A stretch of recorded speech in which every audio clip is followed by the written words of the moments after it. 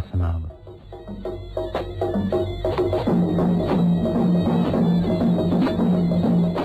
ධර්මානුශාසනාව පවත්වන දේශකයන් වහන්සේ අපවත් වී වදාළ අභිදජ මහා රට්ටගුරු අතිපූජ්‍ය බලංගොඩ ආනන්ද මෛත්‍රීය මහානායක මාහිමිපාණන් වහන්සේ.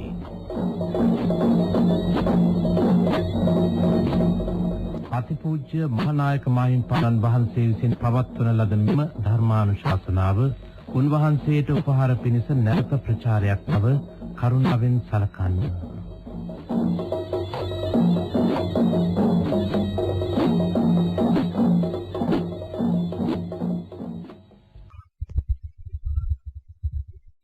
ඉන්නත් දැන් බණහන වෙලාවයි. නමෝ තස්ස භගවතෝ අරහතෝ සම්මා සම්බුද්දස්ස. නමෝ තස්ස භගවතෝ අරහතෝ සම්මා සම්බුද්දස්ස. නමෝ තස්ස භගවතෝ අරහතෝ සම්මා සම්බුද්දස්ස. සීලේ පතිට්ඨාය නරෝ සපඤ්ඤෝ චිත්තං පඤ්ඤං ච භාවයං ආතාපි නිපකෝ භික්ඛු සෝ ඉමං විජටේ ජටං. බුදුරජාණන් වහන්සේගේ මේ දේශනාවෙන් දැක්වෙන්නේ සියලු කෙලෙස් අහුල ලියන හැටි, සියලු කෙලෙසුන් විනාශ කරන හැටි. උන්වහන්සේ වදාළා සීලේ පිහිටන්න, සමාධිය වඩන්න, එසේම ප්‍රඥාව හෙවත් විපස්සනාව වඩන්න. මේ කෙලෙස් හතර මාර්ගය සීල, සමාධි, ප්‍රඥා කියලා කොටස් තුනකින් යුක්ත බව පේනවා. ඇයි මේ කොටස් තුනක්? සීලේ කොමටද? සමාධියේ කොමටද? විපස්සනාව කොමටද? මේ කාරණය අප පැහැදිලිව දැනගන්නට ඕන.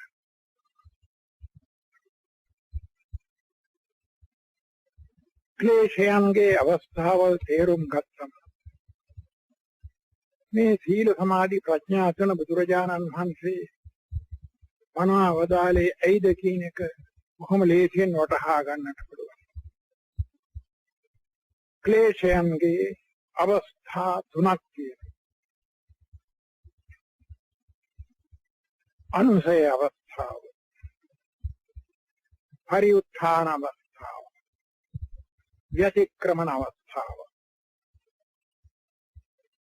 එයින් අනුසය අවස්ථාව කියන්නේ ක්ලේශයන් නිදාගෙන මෙන් ක්‍රියාත්මක නොවී පවත්න අවස්ථාව. පරිඋත්ථාන අවස්ථාව කියන්නේ ක්ලේශයන් හිතේ මතුවෙන, හිතේ නැගී සිටින අවස්ථාව. ව්‍යතික්‍රමන අවස්ථාව කියන්නේ හිතේ නැග්ගා වූ ක්ලේශයන් බලවත් වී ප්‍රාණඝාත ආදී අපරාධ කරන තරමට දැඩි වූ අවස්ථාව. මේ විදිහට ක්ලේශයන්ගේ අවස්ථා තුනක් තිබෙනවා. දැන් මේ බණහන පින්වත් පිරිස පරීක්ෂා කර බැලුවොත් Taman ගැන Tamanට වැටහි මේ වෙලාවේ Tamanගේ හිතේ කිසිම ක්ලේශ ධර්මයක් නැහැ. හිතේ කිලුට ගතියක් නැතිවලා නැහැ. මේ වෙලාවේ කවුරුත් පහේ ධර්ම කතාවට කන්දමින් බොහොම භක්තියෙන් එක හිතින් ඉන්නේ. හිතේ රාගයක්, ද්වේෂයක්, මෝහයක් මොනම දෙයක්වත් නැති බව පේනවා. නමුත් සමහර විටක මෙයින් පිටට ගියායින් පස්සේ අප්‍රියයක් මොන ගැහිච්ච හැටි සමහර විටක කෝපේ, අමනාප ගතිය, ද්වේෂය හිතේ නැගෙන්න පුළුවන්. හිත අලවන දෙයක් ඇති වුණායින් පස්සේ සමහර විටක රාගය ඇති වෙන්න පුළුවන්. ඇයි ඒ රාගාදී ක්ලේශයන් ඇති වෙන්න පුළුවන් තත්ත්වයක හිත පවතී. මේ වෙලාවේ වනෑමතු වේ. මේ වෙලාවේ ඒ සියලු කෙලෙස් හටගන්නා ගතිය, මතුවෙන ගතිය යටපත් වෙලා තියෙනවා. ක්ලේශයන් යටපත්ව පවත්නා ඒ අවස්ථාව තමයි අර අනුශය අවස්ථාව කියන්නේ. හිත ඔස්සේ චිත්ත පරම්පරාව ඔස්සේ නිදාගෙන වගේ කෙලෙස් යටපත්ව තියෙන අවස්ථාව. රහත් නවෝ සෑම කෙනෙකු තුළම ඔය ක්ලේශ අවස්ථා ඇති වෙනවා. අනුශය අවස්ථාව තියෙනවා. රහත් වෙන තුරම තියෙනවා. ඊට ගැළපෙන වෙලාවක් හැටියේ ඒ කෙලෙස් මතුවෙන්න කරුණක් පැමිණිච්ච හැටියේම කෙලෙස් මතුවේ. අනේ කෙලෙස් මතුවලා හිතේ තියෙන අවස්ථාව තමයි පරිඋත්ථාන අවස්ථාව. පරිඋත්ථාන කියන්නේ නැගී හිතීම. අර නිදාගෙන හිටියේ කෙනා නැගී හිටිනා වගේ අර හිතේ යටපත්ව තිබුණු කෙලෙස් ගතිය ක්‍රියාත්මක වෙනවා මතුවේ. හිතේ සමහර විටක මතුවීමෙන් සමහර විටක හිත ක්‍රෝධයෙන් යුක්ත වෙනවා. ඇතැම් විටක රාගයෙන් යුක්ත වෙනවා. নানা විද කෙලෙස් වලින් හිත යුක්ත වෙනවා. කෙලෙස් සහිත හිත ඇති වෙන්න පටන් ගන්නවා. නමුත් පිටට කිසි දෙයක් පෙනෙන දෙයක් ඔහු කරන්නේ නැහැ. හිතේ ඒ නරක ගතිය ඇති වෙනවා විතරයි. එහෙම ඇති වෙයි බීති වෙලා ඒව යටපත් වෙනවා. මේ අවස්ථාව පරිඋත්ථාන අවස්ථාව. සමහර විටක හිතේ ක්ලේශයන් මතුවලා නැවත නැවතමත් ඒවා ඇතිවීමෙන් බලවත් වෙනවා ඒ ක්ලේශය. හුඟක්ම බලවත් වුණාම හිතට දරා ගන්න බැරි වෙනවා. ඒක ක්‍රියාත්මක වෙනවා. කය වචනය දෙක ඒකට අවනත වෙනවා. ඒ හිතේ නැග්ග ක්ලේශයකට. ඉතින් සමහර විට කයින් සතුන් මැරීම, අනුන්ට හිංසා පීඩා කිරීම ආදී වැඩක් කරනවා. එහෙම නැත්නම් වචනයෙන් නපුරු දෙයක් කියනවා.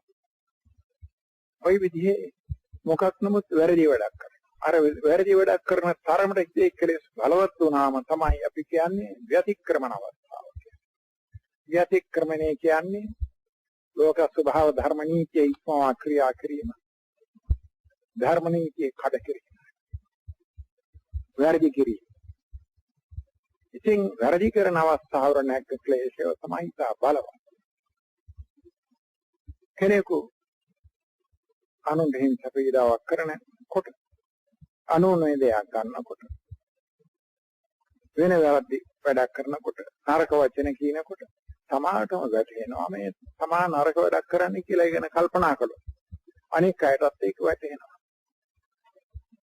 මේ ගොරෝසු අවස්ථාවට නැග්ග ක්ලේශයන්ගේ හැටි කොහොමද? ඉතින් මේ ගොරෝසු ගතිය ඉස්සෙල්ලා නැති කරන්න ඕන. මේ ක්ලේශයන්ගේ ගොරෝසු අවස්ථාව ඉස්සෙල්ලා අඩු කරන්නට ඕන. ඒකට මොකද කරන්න තියෙන්නේ? සීල් රකින්නේ අන්න ඒකට. සීලය නියම කළේ ඒකට. සීලය කියන්නේ හික්මීම. හීලයගත. කයින් කරන ප්‍රාණඝාත, ප්‍රාණ හිංසා ආදී වැරදි වැඩ වලින් වැළකීම.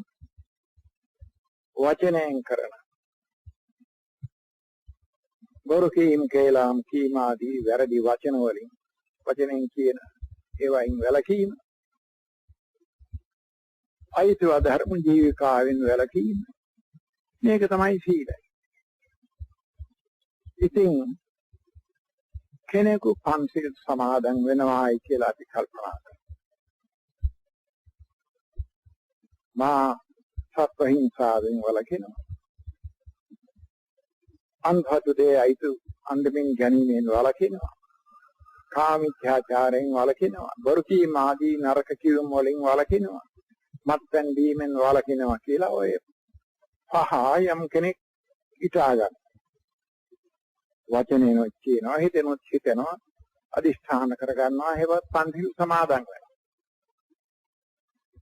පන්සිල් ඕනකමින් රකින මිනිසියෙක් නම් ඒක නැත්තා යම් විටක තමාගේ හිත අවිසලා කාටවත් ගහන්න හෝ බනින්න හෝ හිතට ආවොතින් එක පාරකම අර සිල් රකින්න මිනිසයාට කල්පනා වෙන්න ඕනේ. කල්පනා වෙනවා මා සීලයක් සමාදන් වෙලා නෙවෙයි. මේ අය සමග කලකෝලාහල වලට යෑමෙන් ඇනුම් බැනුම් මැත කර ගැනීමෙන් මගේ සීලය කිලුට වෙනවා නේද කියලා ඔහුට එනවා කල්පනාව. මොනවා වෙතත් මගේ සීලය මං කඩ කරගන්නේ නැහැ. මං සමාදන් වෙච්ච සීලය ආරක්ෂා කරගන්න ඕනේ කියලා ඒ ඇත්තා කල්පනා කරනවා. එහෙම කල්පනා කරලා හිත දමනය කරගන්නවා. හිතේ අර බලවත්ව නැග්ග ගොරෝසු ක්ලේශයන් ක්‍රියාත්මක වෙන්න නොදී ඒවා මැඩපවත්ව ගන්නවා. අර සමාදන් වෙච්ච සීලය ආවර්ජනය කිරීමෙන් ඒ සීලය ගැන හිතීමෙන් සීල් සමාදන් වීමේ ප්‍රයෝජනය ඕකයි. ඉතින් පන්සිල් අටසිල් ආදී සීල් සමාදන් වෙලා ආරක්ෂා කරන ඒ සීලයන් ආරක්ෂා කරන තැනත්තා බලවත්ව නැගී එන්නා වූ ක්ලේශයන් මර්ධනය කරනවා. කෙලෙම සිහියෙන් ඔහු ක්‍රියා කරන්නට ඕනේ. සීල රකින්න එක්කෙනා වුණත් සමාගයේ සීලය ආරක්ෂා කිරීමට නිතරම කල්පනා සහිත වෙන්න ඕන, පරීක්ෂාකාරී වෙන්න ඕන, ඕන කමින් වැඩි කරන තැනත්. එහෙම තැනත්තාට අර බලවත් නැගී එන ක්ලේශයන්, වැරදි වැඩ කරන තරමට බලවත් වන ඒ ක්ලේශයන් හෙවත් ව්‍යතික්‍රමන අවස්ථාවට නැග ක්ලේශයන් මර්ධනය කරන්න. අර වැරදි වලින් වළකින්නට පුළුවන්. සීල රැකීමේ පරමාර්ථය ඔය ව්‍යතික්‍රමන ක්ලේශයන් මර්ධනය කිරීම. ඒකටයි සීල ආරක්ෂා කරන්නේ. හෙවත් වැරදි වචන කීමෙන් වැළකීමට, වැරදි ක්‍රියා කිරීමෙන් වැළකීමට, වැරදි අයුතු ජීවිතාවෙන් වැළකීමට. ඔන්නෝවයින් වැළකී ඉඳීමට සීල් සමාදන් වෙලා සීල් ආරක්ෂා කරගන්නට ඕනේ. එළඹ සිටියෙන් සීල් රකින්නට ඕනේ. එළඹ සිටිය හැමතිස්සෙම ඕන කරන එක. පරීක්ෂාකාරී බව හැමතිස්සෙම ඕන කරන. ඉතින් ඔය ව්‍යතික්‍රමන අවස්ථාවර නැග ක්ලේශයන් මර්ධනය කිරීමට ක්ලේශයන්ගේ බලය විඳීමට ඕන කරන්නේ සීල් සමාදන් වීම. ඒ නිසා බුදුරජාණන් වහන්සේ මුලටම සීලය වදාළා.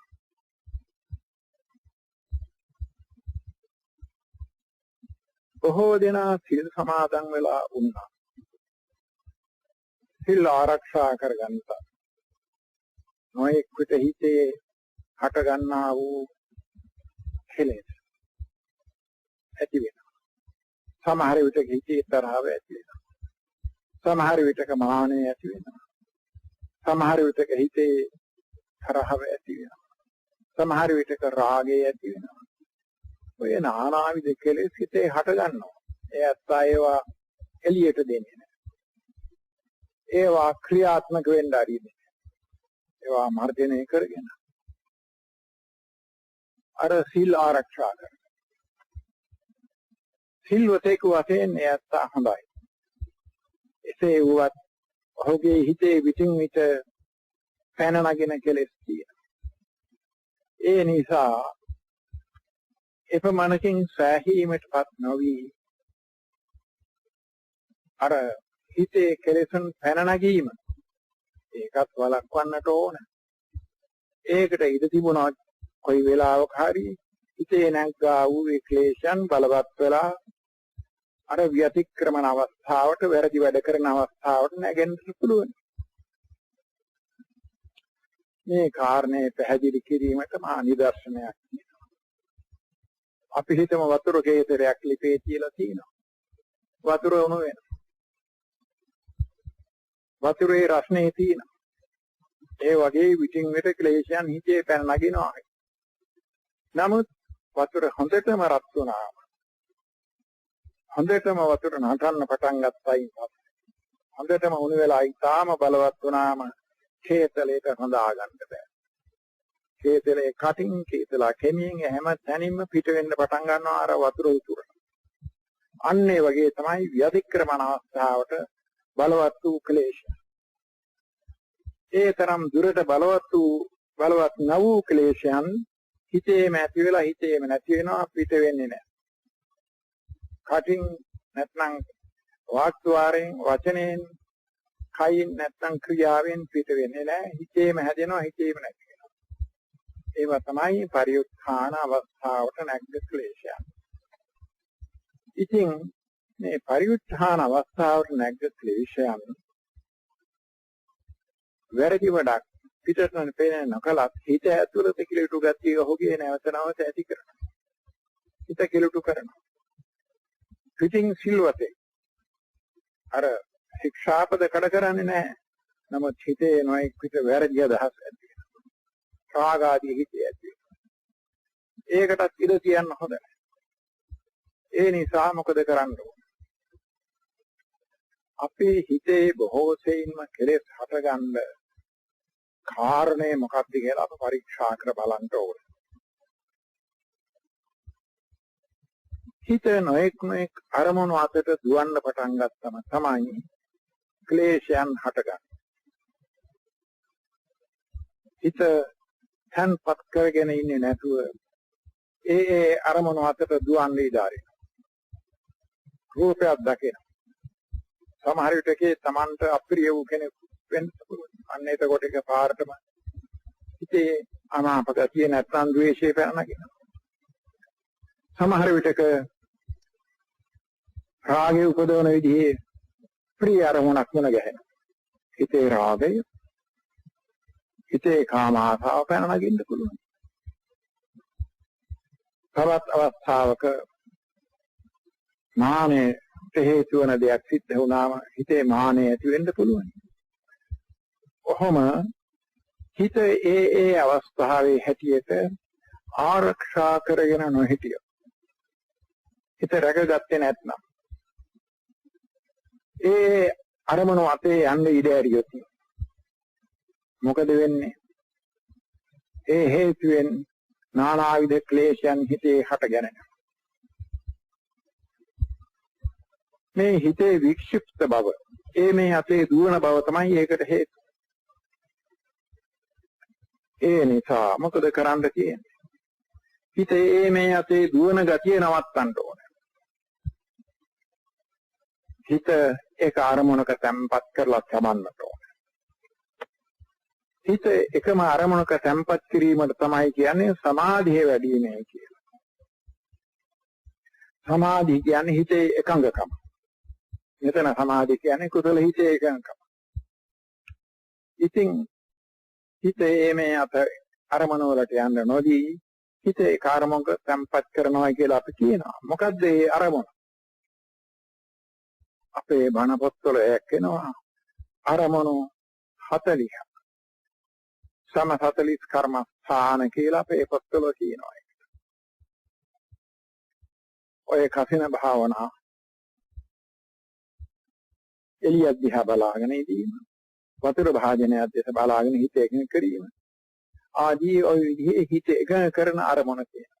බුද්ධ ප්‍රතිමාව දෙස බලාගෙන ඉඳීම, බුදු ගුණ මෙනෙහි කිරීම, දහම් ගුණ මෙනෙහි කිරීම, ආර්ය සංඝයාගේ ගුණ මෙනෙහි කිරීම, එක්කෝ ශරීරයේ පිළිකුල් කොටස් එකක් ගානේ බලමින් ඒ ගැන පරීක්ෂාකාරීව ඉඳීම. ඔය විදිහට හිත යම් කිසි කර්මණක තැම්පත් කරන්නට ඕන. එකක් ගැන හිතන්න ඕන. අපි නිදර්ශනයක් වශයෙන් හිතමු.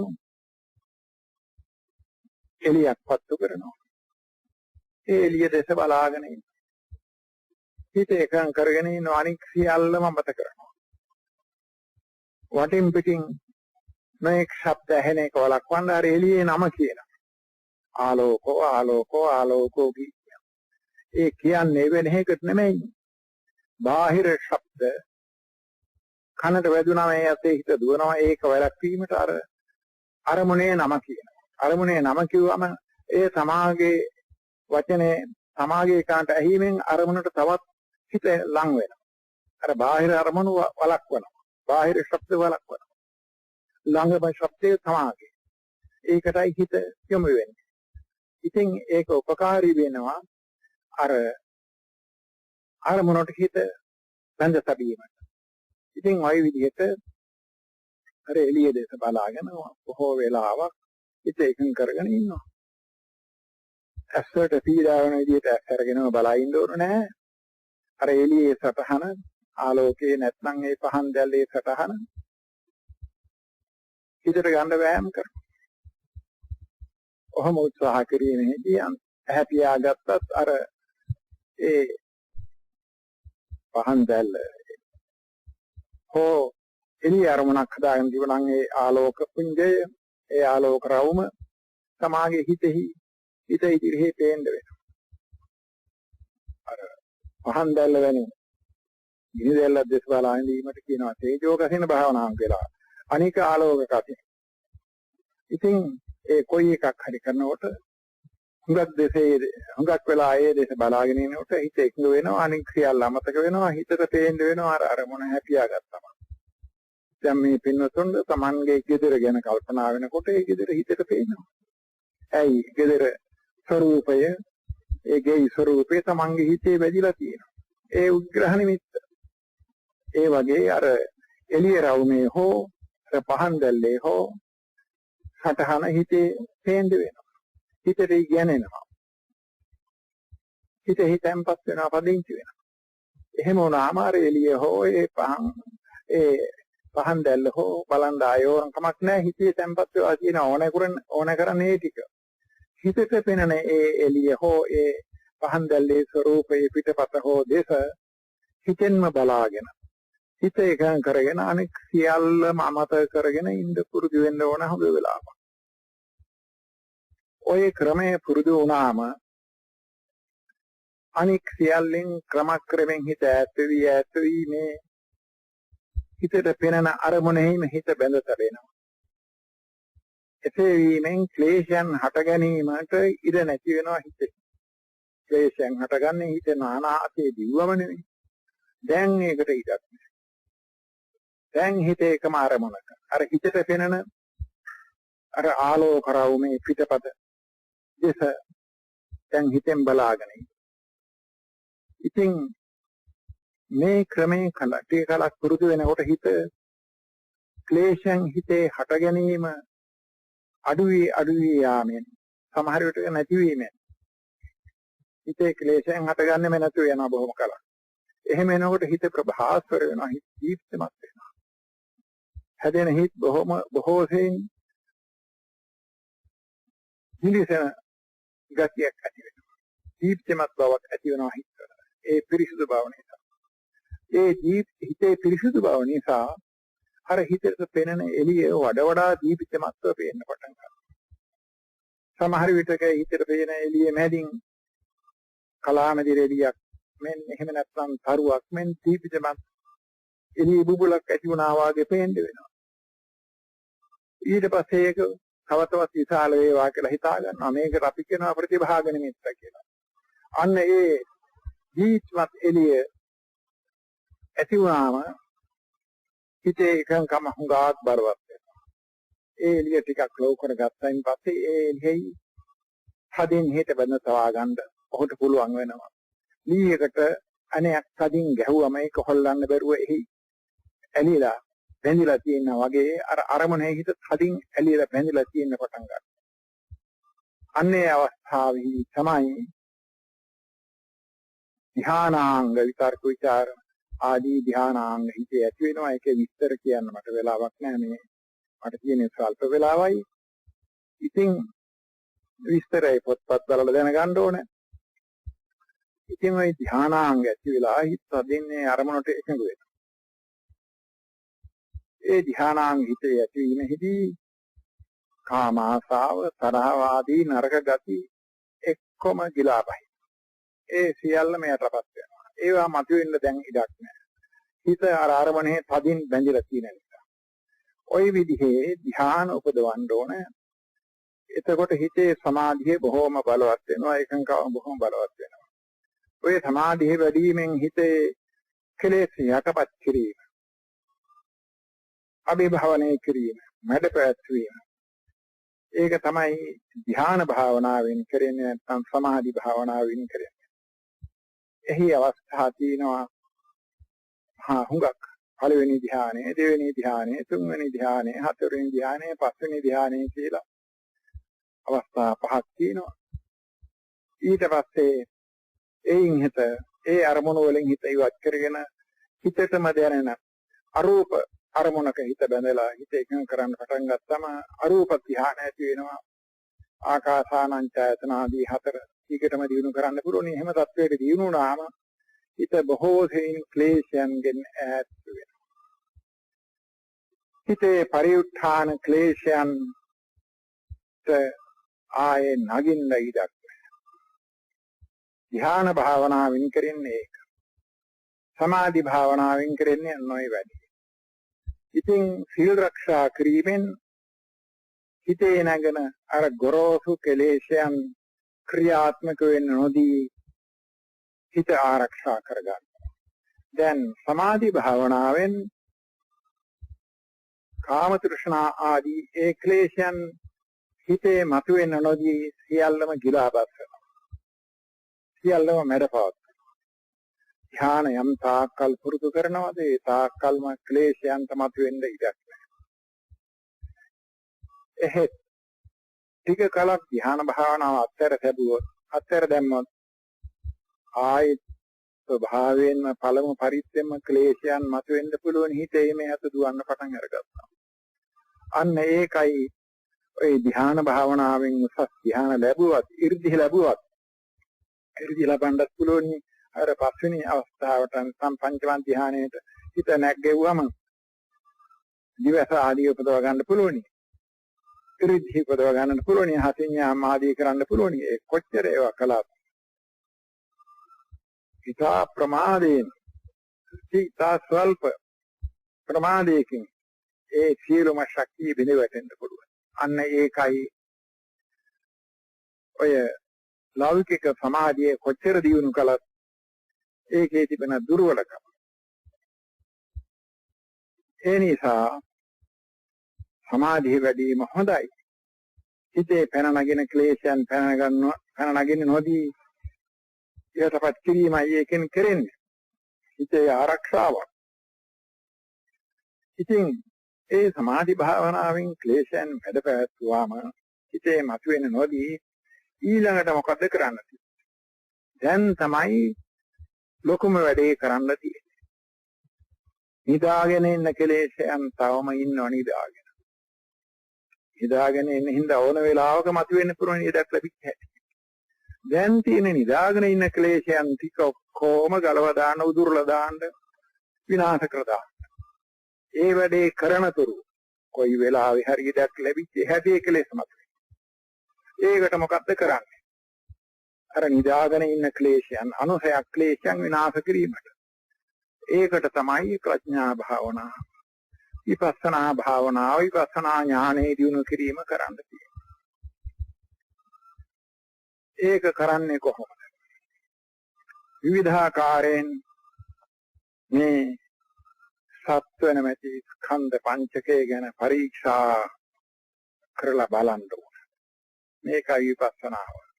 සෙවීමක්, පරීක්ෂණයක් මේක. පරීක්ෂා කර බැලීම, සෝසියා බැලීම. අප කවුරුත් මමයි කියලා කියා ගන්න. මොකද්ද මේ මමයි කියලා කියන්නේ කියලා පරීක්ෂා කර බලන්න. අපට දැනෙනවා අපට ශරීරයක් තියෙනවා.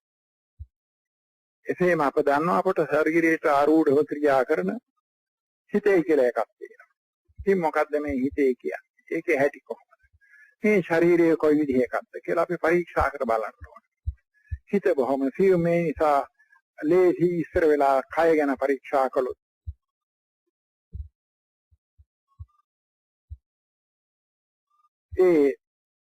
ඒ නිසා කායानुපස්සනාව ශරීරයේ හැටි පරීක්ෂා කර බැලීම පටන් ගන්නවා. නොයෙක් ක්‍රම වලින් තියෙනවා ශරීරය ගැන පරීක්ෂා කර බලන හැටි උගන්වන්න. අපේ ශරීරයේ හැදිලා තියෙන්නේ පඨවි ආපෝ තේජෝ වායෝ කියන හතර මහා භූතයන්ගෙන් හටගත් රූප ගොඩකින්. මේ ශරීරයේ සෑම රූපක බැලලක් ක්ෂණයක් පාස හැම තැනම මුළු ශරීරයේ මුළුදා හැම තැනම අඟ පුරාම මේ රූප කලාප රූප මිති හැදෙනවා නැති වෙනවා. කන බොන ආහාරවල උදව්වෙන්, එසේම ඍතු ගුණයේ උදව්වෙන්, එසේම අපට හැට ගන්නා වූ හිත්වල ශක්තියෙන්, එසේම කර්ම ශක්තියෙන්, කර්ම චිත්ත ඍතු ආහාර කියන ඔය හේතු හතරකින්ම මේ ශරීරේ පුරාම හැමතිස්සෙම රූප හැදි බිනි යනවා.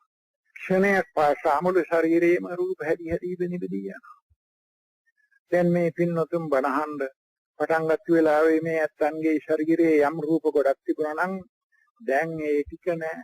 ඒවා ඒ මොහොතේම ඒ ක්ෂණෙහිම බීලා ගොහින් ඊට පස්සේ තවත් ඒවා හැදිලා ඒ ගාන පිරෙන්න තවත් හැදිලා ඔහම බිනි හැදි ඇවිල්ලා දැන් හුඟක් පහු වෙලා දැන් මේ මොහොතේ මේ මුළු ශරීරයේ මේ රූප කොට දැන් හැදිලා තියෙනවා.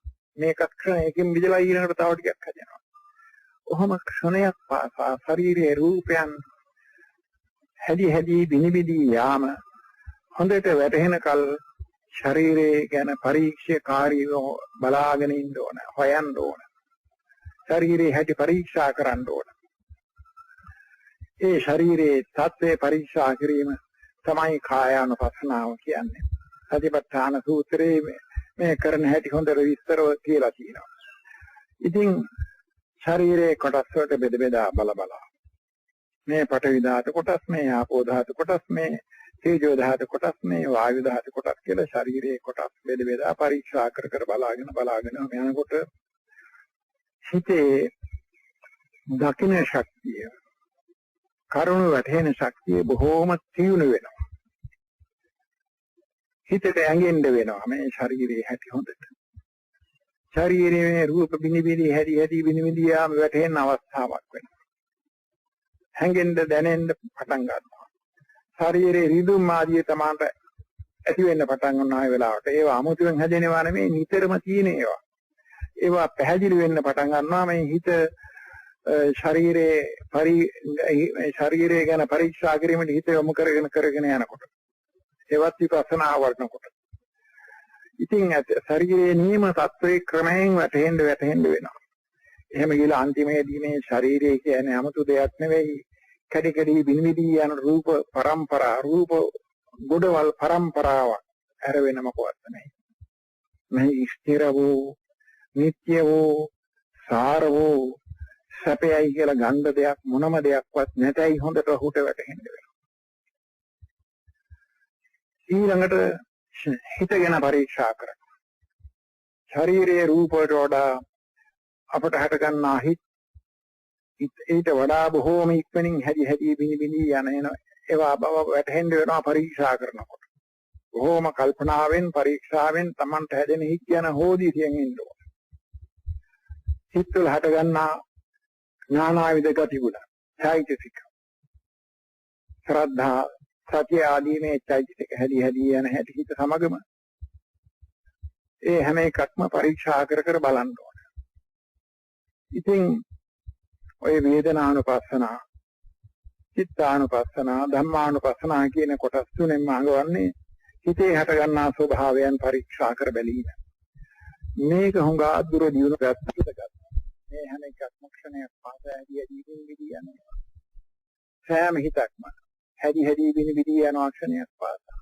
හිතේ හට ගන්නා අනික් සියලුම චෛතසික හැදි බිනි යන ඒවා හිත සමගම මේක වැටහෙන්න වෙනවා. ඉතින් මේ වැටහීම හොඳටම දියුණු වෙගෙන ගියාම අන්තිමට සමාහට පේන්න වෙනවා මේ ශරීරයේ කියන එක කැඩි බිනි යන එකක් ඇලෙන්න දෙයක් නැහැ නෑ. ආශා කරන්න මොනම දෙයක්වත් නැහැ. මේක නිතරම හැදි බිනි යන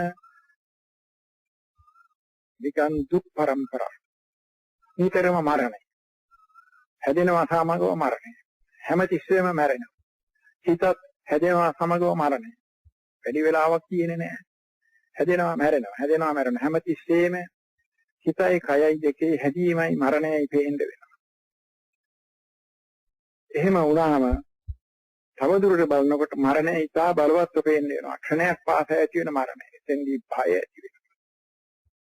අපෝයි මම නිතරම මැරෙනව නේද මේ කියලා භය ඇති වෙනවා. ඊළඟට කලකිරීම ඇති මේ විදිහට සාදුරට පරීක්ෂා කරගෙන යනකොට අන්තිමේදී මේ චිත්ත චෛතසික රූප හිතවල ගති වුණ සහ මේ ශරීරයේ රූප කොටස් මේ සියල්ලම ක්ෂණ භංගුරයි. ක්ෂණයක් පාසා හැදී විදි යන දේවල්.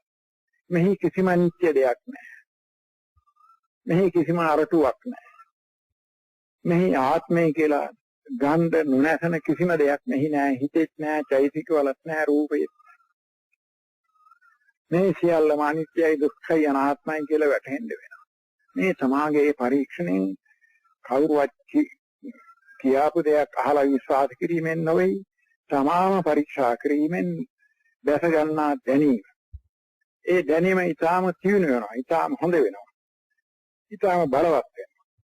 බලවත් වීමේදී අන්තිමටම මේ ශරීරයේ බිනි යාම මේක බය වෙන්න දෙයක් නෙමෙයි. මේ ලෝකේ හැම රූප කැබල්ලක්මයි හැම දෙයකම රූප ධර්මයන්ගේ ස්වභාවය තමයි.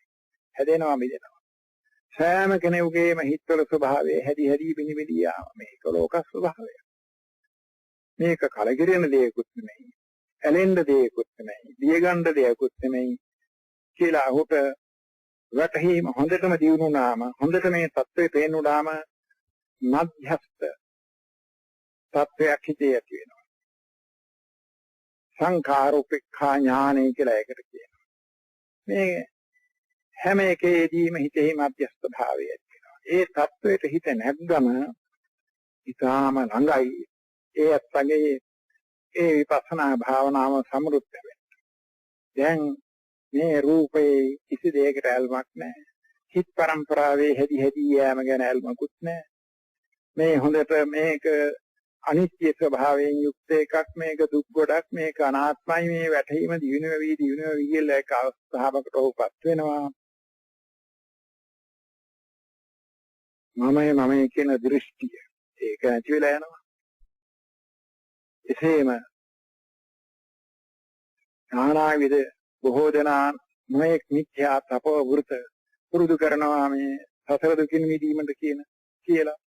ඒවා නිෂ්ඵල බව හොඳට සමාට වැටහෙනවා. තමාගේම අත්දැකීම අනුව ඒවයින් නෙමෙයි මේ தත්වයටපත් උනේ.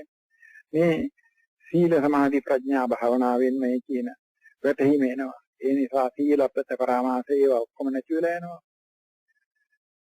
මේ භාවනා මාර්ගයේ මේ පුරුදු කළා වූ සීල සමාධි ප්‍රඥා මාර්ගය ගැන කිසිම සැකයක් නැහැ. දැන් සමාතම වැටහෙන්න වෙලා. ඉතින් මේ විදිහට ක්ලේශයන් හුඟක් නැති වෙලා යනවා. සක්කාය දිට්ඨි, විචිකිච්ඡා, සීලප්පත පරාමාස